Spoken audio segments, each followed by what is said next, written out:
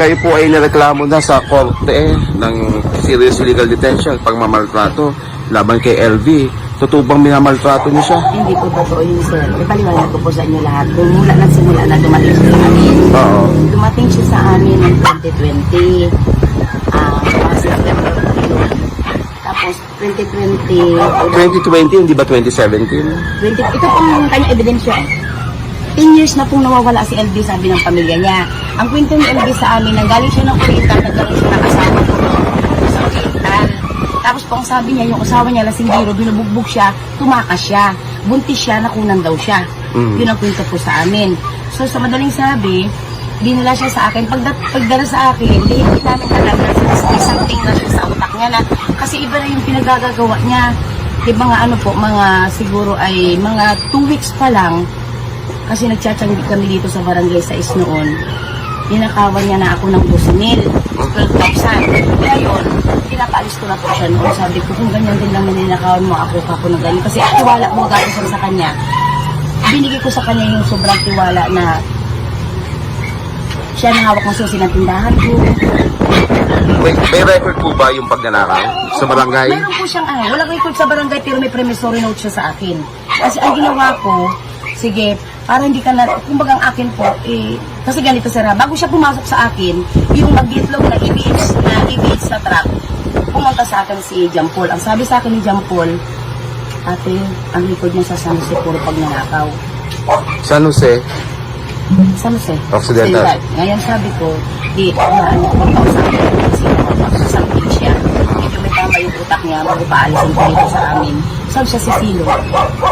Yun po ang akin. Sinabi ko sa kay John Paul na ako na lang bahala kakausap. Total wala nakakakilala sa kanya dito. Maliban sa akin. Sa madaling sabi, kinausap ko siya nung gabi. LB ako, sa San Jose pala ang record mo, puro po nanakaw. Sabi ko sa kanya, ngayon kako, bigyan kita ng pagkakataon para makapagbagong buhay. Tatanungin ko sa kanya. Sabi ko sa kanya, bigyan kita ng pagkakataon makapagbagong buhay. Dito wala nakakaalam, ako lang na malikot ang kamay mo. So kako, kung maaari, huwag naman sa akin gawin. Well, Yun ang start niya, sir. Okay. Papupunta ko muna ako. Yun po yung start niya, sir. Before niya ako ninakawan ng 12,000. Yung 12,000 na ninakaw niya sa akin, na sa tiyanggian ako na iwan ko yung bag. Pinauwi ko siya, pinawa ko siya ng tubig na inumin namin sa tiyanggian dito sa barangay 6. Pagdating ko nung gabi, kasi tanghali na pagdating namin ng gabi ko na nabuklat dahil pagod sa tanghali, wala na yung 12,000. Tinanong ko yung 12,000 ko nasaan. Pinaumaga niya pa rin namin sa akin yung totoo. Kasi ikaw lang ang pinagkakatiwalaan ko na pasok sa kwarto ko, walang iba.